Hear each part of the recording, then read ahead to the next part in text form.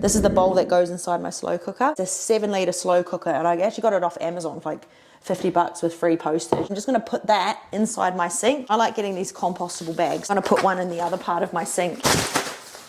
This is where the cheapest diced beef is always the best one to get, because obviously it is cheap, but it's always really lean, and it doesn't matter if it's tough because it gets slow cooked. I've never been a huge fan of red meat, and this is an easy way for me to eat it, because when it's been slow cooked a lot, it's quite tender anyway. Those are both half a kilo each, so I'm putting in 1 kilo of diced beef, and I'm just going to tip that straight into the slow cook. I like putting the beef on the bottom so that all the veggies sit on the top, so I'm just going to tip that straight in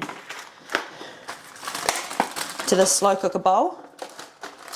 And then I start cutting up all the vegetables and put on the top. So because it's 7 litres, I just cut as many vegetables as I can until the whole thing is full. Always a wooden breadboard because it doesn't blunt your knives. Someone asked me the other day if I wash my vegetables before I throw them in. Nah, I don't. I just figure that if there's any bugs, they'll be cooked. So I don't care about washing my vegetables before I stick them in.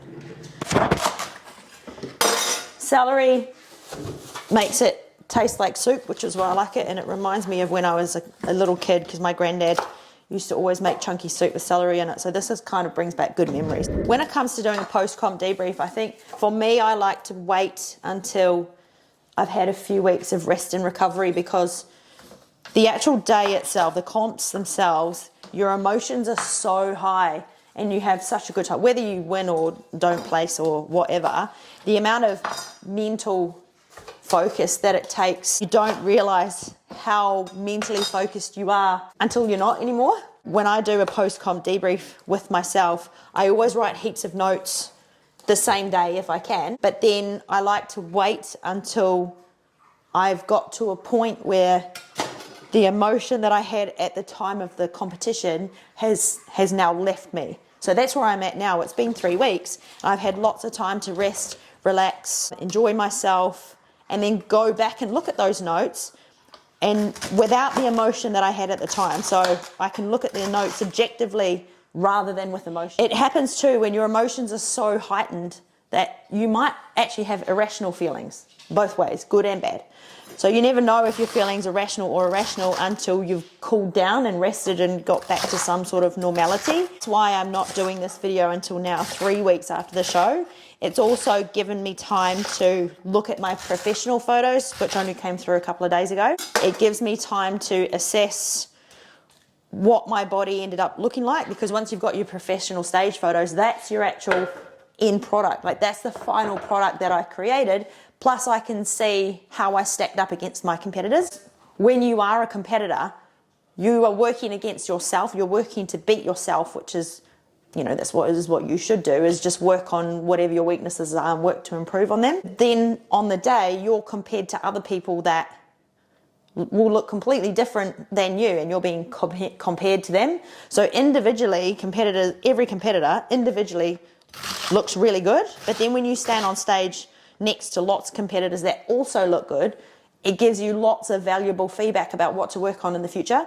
So every time I competed over the years, one thing I've always done is purchase my professional stage photos so I can see what I look like and what my competitors look like. And then if I got beaten by someone, then I'll always look at the last girl that beat me. So I came second at the universe, so there was one girl that beat me, and I'll analyze her and I'll look at it and I'll go, right, what did she have that I didn't have? And then that will always formulate the basis of my off season going forward. In previous years, especially when I first started out, I didn't have much shape in my shoulders, and I got all the way up to, I think I got an overall champion title at a local show, and then at the Australian titles I got beaten by someone who had better shoulders. So for a year, I just worked really hard on improving my shoulders. And then next time I competed, I did have good shape in my shoulders. But you can see there how that just gave me real clarity over what I was working towards. If you just try and work on every single body part, your training will still be balanced regardless, but you need to have a focus with your training, because when you focus on something, that's when you're going to see development, rather than always trying to work on everything. And it's like, I don't know, throwing shit at the wall and hoping something sticks. So I've always done it that way. This year is the first year where I did that again, and I've looked at the girl that came first and thought, right, well, I totally agree she should have come first. If I was on the judging panel, I would have had her for first as well. But what did she have that I didn't have? And the answer is she was just bigger than me everywhere. She was just thicker. She had very good symmetry. She had good conditioning, and she had thickness. She was just bigger.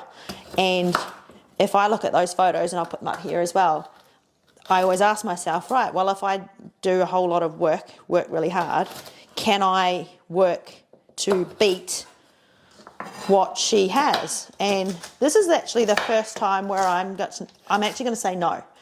So if I'm being realistic, the amount of size, because muscle takes years to build. It doesn't take months. You can't build muscle fast. So if you really understand the process of how a muscle, and I'm talking about skeletal muscle, not just the whole muscle with all the water and glycogen and everything else that constitutes, you know, muscle. Skeletal muscle, that takes years. So you can't rush it. So if I wanted to get as big or bigger than her, that's not going to happen anytime soon. I'm just being realistic now. I feel like that was a very good season for me in terms of making progress in my own physique. But now that I've been training and competing for 13 years, I have made huge progress over the years, but I'm at a point now where I've made it far enough in my category or my division where I don't actually think I can take it any further. So if I look at my own body and the way it's developed over the years, you can certainly change your body composition, but you can't change your genetics. So if I look at my body shape and the way it's developing, I actually think I don't look like a figure competitor anymore, if I'm being completely honest. And even if I keep training and putting on size, it's not going to go in that direction. I'm just being real with myself. I like being quite honest with myself. In all reality, I'm not, as a figure competitor, I'm done. That's it. That was my last year competing in figure across any federation, really. So it's exciting because I love change, but it's also sad because, you know, that's the end of an era for me. It doesn't mean I'm going to stop competing. I just have to be honest about where I fit and what suits me. So, I mean, I'm going to save that for another video. But in terms of competing in figure, I'm done. I love having a goal and having something to work backwards from. But it's not necessarily that I love competing in figure, it's just that gave me a goal and something to work backwards from, which I can still do. I've spent a good few weeks talking to lots of people that I respect, asking for feedback from the judges, and so I definitely know that I don't suit figure anymore. That's just the way my body is developing. This is how I cut my broccoli, I just cut it straight in there. What I love about competing, apart from having a goal and something to work backwards from, is who you become in the process. It forces you to train that little bit harder. It forces you to do more food prep. It forces you to maybe develop skills that you would have not bothered with. Like, I was really proud of myself for learning how to do my own makeup. If you're off season as well, this is something I would highly recommend, is you've also got to be really careful about how your off season is managed mentally and physically. There will always be a period where you go through a bit of a come down because you're nervous, you know, you're focused, you're excited. So after the show is done, one thing that I think is really important to do, and I am giving this advice to anyone who has competed or is planning to compete, is to have something to focus on in your off season. Something productive. It might be like a hobby or an interest or just something that you didn't make time for when you were competing. And I've been thinking about this for a long time. The next part of this for me is I've always wanted to study sports psychology. So over the past 6 months or so, I've been researching different schools, universities, and figuring out which course I want to do. Because the part of competing that I've always loved, and I think I've been quite good at naturally, is the actual mindset part of it. Even though I've enjoyed getting the body and building a great body, I've been able to separate my identity from the body and enjoy the work side of it. And, you know, achieving a great physique is certainly enjoyable, but I think I've had the mental strength to not let that part take over too much. So for example, you know, I've been eating a few shit meals and I've already put a little bit back on, a little bit fluidy, and that's okay. So it hasn't messed with my head too much. And I would like to learn the tools to help others strengthen their mindset and build that mental resilience. So I have a real keen interest in that area. So I've actually been researching where I'm going to study, and I found it. So the next few months I'm going to start studying sports psychology, and I've got a product and a program that I want to build and create around that. So I'm very excited about that.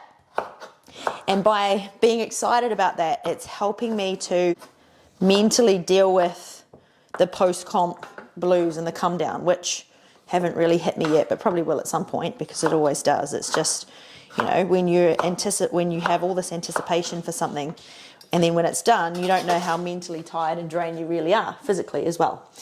So it's keeping me focused on something more productive, something that's still going to give me a sense of achievement and give me something to work towards without feeling like I need to just quickly choose another comp date and get back on the wagon and stuff like that. So that's definitely a tool that I've learned over the years, has helped me when I hit the off season. Maybe there's something you've always been interested in doing. That's what off season is great for as well, because it keeps you in a routine and a pattern, but gives you something else to focus on rather than just how you look. Because when you're competing, you have to focus on how you look. That's what you get judged on. But it can, if you're doing it all year round, it can end up becoming a little bit of an obsession, I think. I think anyone's in danger of that. Or just taking yourself too seriously and your looks too seriously. So that's what I'm going to work on over the next couple of months. I've also started another series about off-season and building muscle. So I'll put a link at the end here and you can go start watching that if you like. That's my beef stew meal complete. 1 kg of diced beef, half a butternut pumpkin, whole bag of carrots, whole broccoli, a whole celery. Usually I put half a cauliflower in there as well, but I actually forgot to order it. I don't put a huge amount of water in it because the vegetables already have water in them, but I want enough that it turns into a bit of a soup, something like that, half a litre of water or thereabouts. And then I'm going to turn that on and slow cook it on low heat for about 10 to 12 hours. So you can see that's the bowl that sits outside it, and I'm going to pick that up and put that in there. I just can't do it with two hands, so I'm going to turn my camera off, put that in, and then show you the next part. So I've just placed it inside there now. Always make sure that it's on low. I think if you cook it on, you can cook it on high and speed it up and do it in about 4 hours, but the meat is never as nice, so I like to do it on low. And then I'm just going to put the lid on the top. And then these are some of the previous ones that I made. There's one in here. So I just use these small $2 takeaway containers from Coles.